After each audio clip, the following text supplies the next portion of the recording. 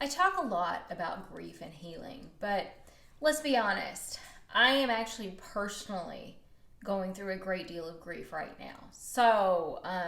The topic of grief really hits directly into my heart. And here's what I've really noticed about my own personal grief. I've noticed that, you know, I didn't grow up in a family where we processed emotions well, and I'm falling back into old habits that I know don't serve me. Logically, I know it. But sometimes those old habits are really hard to break. And one of the habits that I've been falling into is it's been extremely difficult for me to be able to release my emotions for the grief because my natural reaction is just work, work, work, work, work. And trust me, there are lots of things to do after a death.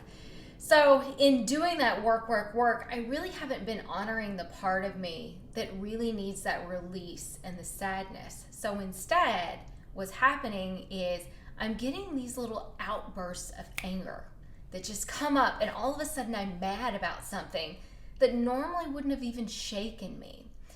So, knowing that that anger is really unprocessed grief, I just want to alert you guys to look, as you walk through the world today, you're going to have those people that may act out in anger. Instead of just going, that guy's an asshole, I'm going to tell you, when I sat down and did my book and I met one new person a week for a full year, the biggest thing that I noticed is a lot of people are walking around with unresolved grief.